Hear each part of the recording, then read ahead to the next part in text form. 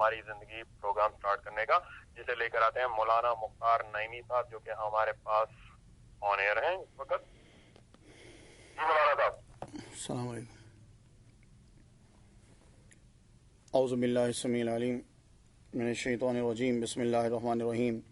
تمام نبیوں کے سردار حضرت محمد صلی اللہ علیہ وآلہ وسلم اور تمام مذاہب کے سردار دین اسلام کے پیروکاروں، السلام علیکم ورحمۃ اللہ تعالی وبرکاتہ. ہماری گفتگو جو ہے وہ پہلی صدی سے لے کر 8ویں صدی تک پہنچ چکی ہے.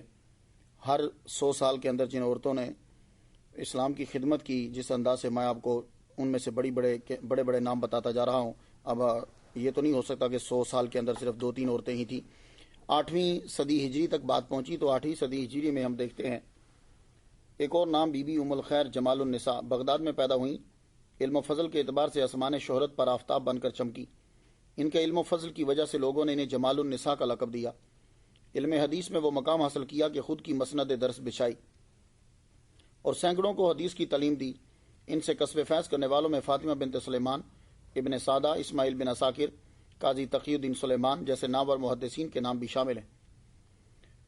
بی بی حبیبہ محدثہ یہ 8ویں صدی ہجری میں یگانہ روزگار محدثہ گزری ہیں.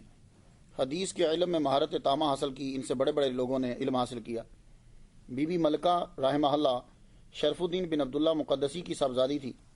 مدت العمر درس و تدریس میں مشہور رہیں. کہا جاتا ہے کہ امام ابن حجر اسقلانی جیسے بڑے عالم نے ان سے حدیث کی اجازت لی ہے اور 802 ہجری میں ان کی وفات ہوئی. بی بی ام عمر حافظ تقی الدین محمد بن رافع اسلامی کی صاحبزادی تھی. علم حدیث حاصل کرنے کے بعد خود کی درسگاہ قائم کی. حافظ ابن حجر اسقلانی رحمہ اللہ نے ان سے اجازت حدیث لی ہے، حدیث بیان کرنے کی اجازت.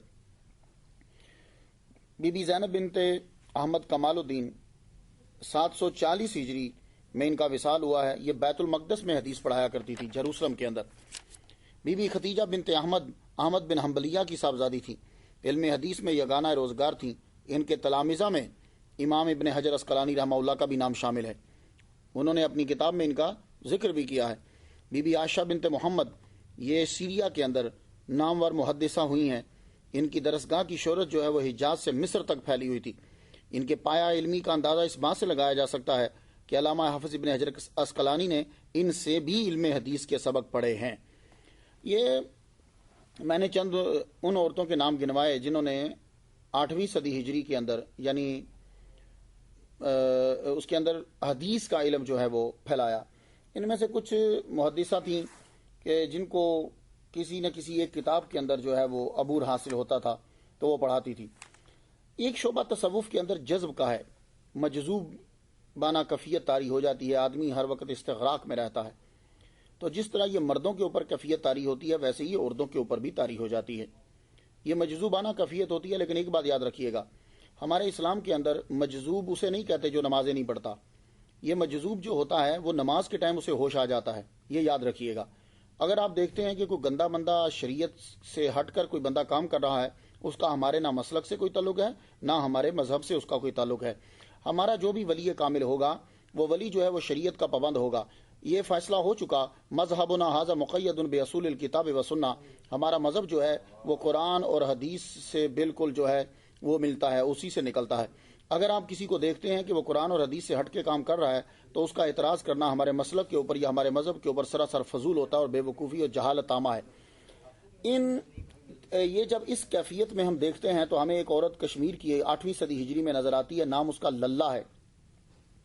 یہ نام سن کر آپ بڑے حیران ہوئے ہوں گے، لیکن کیا کریں کہ جو زبان ہوتی ہے لوکل، اس میں کچھ لفظ جو ہیں وہ ان کے لیے بہت پیارے ہوتے ہیں، لیکن وہی لفظ جب دوسری جگہ پہ جاتا ہے تو وہ بڑا عجیب سا لگتا ہے. کشمیر کی زبان کے اندر یہ جو للہ لفظ ہے یہ پیار میں بولا جاتا ہے. جس سے بہت پیار ہو اس کو للہ کہہ دیتے ہیں. اس لیے آپ حیران مت ہوئیے گا. تو ہندو کہتے ہیں کہ یہ عورت جو تھی یہ ہندو تھی، اس کا نام لل ایشوری تھا. مگر مسلمان کہتے ہیں کہ اس نے اسلام قبول کر لیا تھا. وہ ایک صوفی المسلک مجذوبہ تھی. تو میں یہ دیکھنا چاہتا تھا کہ عورتوں میں بھی کوئی ایسی ہیں، تو مجھے یہ مثال 8ویں صدی ہجری میں جا کر ملتی ہے. کشمیر کے مسلمان اس کو عذرائے احترام لل ماجی یعنی بزرگ ماجی کہتے ہیں. صوفیہ کشمیر کے تذکروں میں اس کو مسلم اولیاء اللہ میں شمار کیا گیا ہے.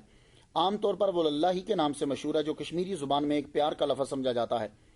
مختصر یہ ہے کہ کشمیر کے ہندو اور مسلمان سب اپنے اپنے نقطہ نگاہ کے مطابق اسے ایک قابل احترام شخصیت سمجھتے ہیں۔ للہ عارفہ جو ہیں کشمیر کے سری نگر کے بالکل قریب جو ہے گاؤں میں پیدا ہوئیں، اور ایک اور روایت میں ان کی جائے پیدائش کچھ اور بیان کی جاتی ہے۔ خیر، ہندو ذمہ دار گھرانے سے تعلق رکھتی تھی۔ ابھی کم سن ہی تھی کہ والدین نے ان کی شادی جو ہے وہ پانپور کے ایک برہمن زاد سے کر دی۔ گھر کا سارا کام خود اپنے ہاتھ سے کرتی تھی، اور ساس جو ہے جیسی ساس ہوتی ہیں، ساس اپنا کردار ادا کرتی۔ ساس جو ہے وہ روزانہ مارتی، بہت سختیاں کرتی، گالیاں دیتی، بھوکا رکھتی، اور شوہر کے بھی کان بھر دیتی، اور پھر شوہر سے بھی پٹواتی۔ دکھ سہتے سہتے ان کی زندگی میں ایک عجیب سا انقلاب آ گیا، اکثر گمسم رہنے لگی، اور ان کو دکھ میں سکھ محسوس ہونے لگا۔ اسی حالت میں انہوں نے اللہ سے لو لگا لی اور دنیا کو ہیچ سمجھنے لگی۔ اس زمانے میں ان سے کچھ چند باتیں ایسی تھیں جو صادر ہوئیں جن کو لوگوں نے دیکھ کر یہ سمجھنے لگے کہ یہ دیوی ہے، اور عورتیں جو ہیں وہ دور دور سے ان کا درشن کرنے کے لیے آنے لگیں۔ آخر ایک دن وہ گھر سے نکل کھڑی ہوئی اور دشت نوردی اختیار کر لی۔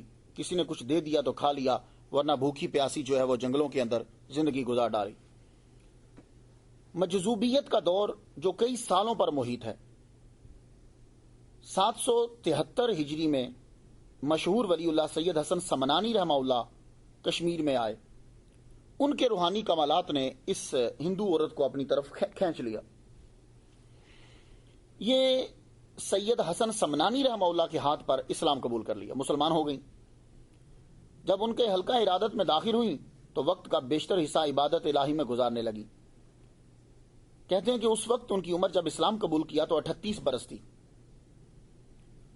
اور ایک روایت کے مطابق یہ ہے کہ جب بزرگ مخدوم جہانیہ جہاں گشت رحمہ اللہ تعالی 748 ہجری میں کشمیر تشریف لائے تو اس وقت للہ نے ان سے بھی قصب فیض کیا تھا، اس ولیہ کاملہ نے۔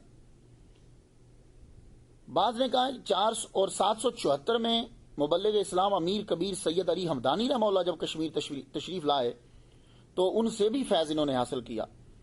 اب جب اتنے بڑے بڑے بزرگوں، یہ تینوں نام جو ہیں، اگر آپ اولیاء کرام کی حالات زندگی سیرت کو پڑھتے رہتے ہیں تو آپ کو پتہ چلے گا کہ یہ تینوں نام بڑے امپورٹنٹ اور بڑے اہم ہیں، سید حسن سمنانی رحمہ اللہ کا، اور یہ مخدوم جہانیہ جہاں گشت رحمہ اللہ کا، اور سید علی ہمدانی رحمہ اللہ کا۔ یہ تینوں نام بڑے اہم نام ہیں۔ تو جس نے ان کی زیارت ہی کی ہو وہی بہت بڑا بزرگ ہے، اور جس نے تو ان سے فیض کیا ہو، حاصل کیا، اس کا کیا کمال ہوگا۔ تو انہوں نے ان تینوں سے فیض جو ہے وہ حاصل کیا۔ اس کے بعد انہوں نے اپنی تبلیغ جو ہے وہ پھر شروع کر دی۔ سب ان کی نظر میں برابر، رنگ، نسل، وطن، رسم و رواج کے امتیازات ختم کر دیے۔ بت پرستی کی سخت مخالفت کرتی تھی اور فلسفہ ہماؤست کی زبردست مبلغہ تھی۔ فلسفہ ہماؤست کیا ہوتا ہے کہ دیکھو ہر چیز جو ہے وہ اسی کا مظہر ہے، ٹھیک ہے۔ ویسے کچھ لوگ تشریح کر دیتے ہیں کہ ہر چیز میں اللہ ہے، لیکن ہر چیز جو ہے اس کا مظہر ہے، یہ بات جو ہے وہ بالکل ٹھیک ہے۔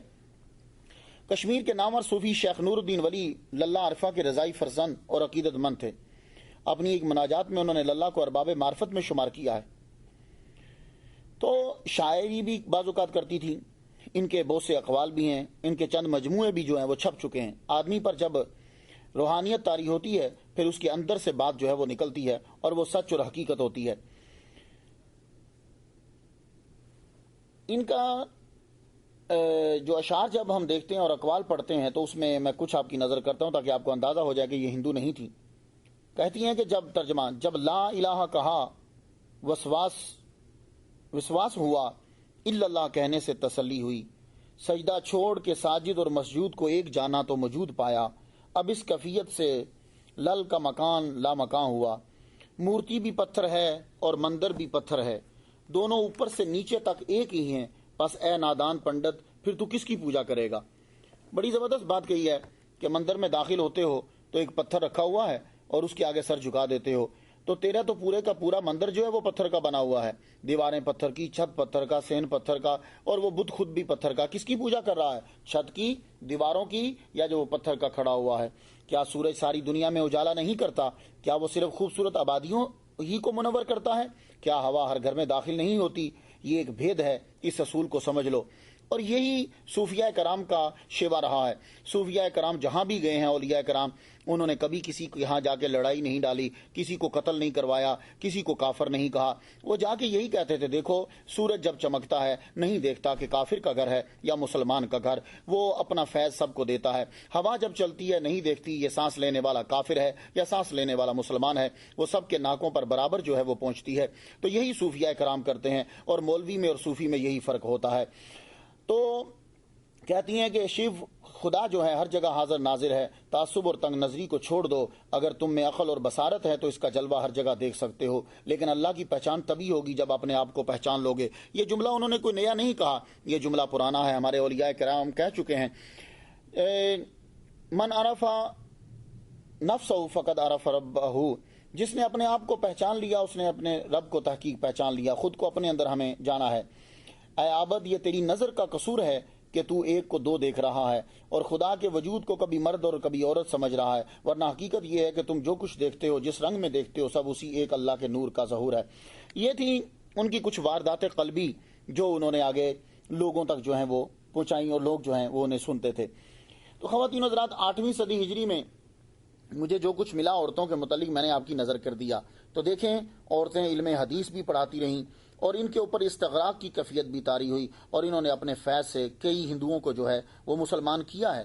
ان عورتوں کی تبلیغ بھی، لیکن عورتیں تبلیغ عورتوں کے اندر کریں گی، یہ بات یاد رکھا کریں۔ عورتوں کی آواز بھی جو ہے وہ پردہ ہے۔ اب یہ نہیں ہے کہ عورت بڑے بڑے مجمع اکٹھے کر کے وہاں مردوں کے سامنے تقریریں کرنے لگ جائیں، نہیں۔ اور اس لیے یہی وجہ، آپ نے کبھی مسئلہ سنا ہوگا، اگر عورتیں اور مرد پیچھے نماز پڑھ رہے ہیں امام صاحب کے، اور امام صاحب بھول گئے ہیں، تو مرد کو تو سبحان اللہ اور اللہ اکبر کہنے کا بولا گیا، عورت پیچھے سے نہیں سبحان اللہ کہہ سکتی۔ کیوں؟ سبحان اللہ کوئی اچھا لفظ نہیں ہے، یا اللہ اکبر اچھا لفظ نہیں ہے؟ نہیں، یہ لفظ بڑے عظیم لفظ ہیں، لیکن عورت کیا کرے گی؟ وہ اپنے ہاتھ پہ ہاتھ مار کے آواز پیدا کرے گی اور امام کو بتائے گی کہ تو بھول گیا ہے، اس لیے کہ اس کی آواز بھی جو ہے وہ پردہ ہے۔ تو یہ بات یاد رکھیے، جب میں کبھی مسئلہ بیان کروں تو آپ اس سے یہ اندازہ نہ لگایا کریں کہ وہ عورت اکیلی بیٹھی ہوتی تھی اور آگے 6-6 ہزار بندے بیٹھے ہوتے تھے، یہ مطلب نہیں ہے۔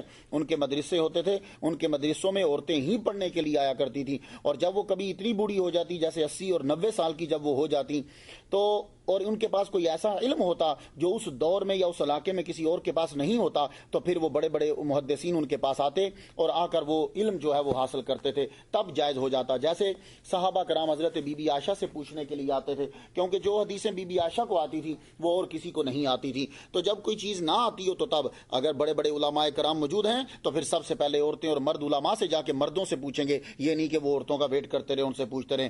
گفتگو جاری ہے، اجازت دیجیے۔ واخر دعوانا الحمدللہ رب العالمین۔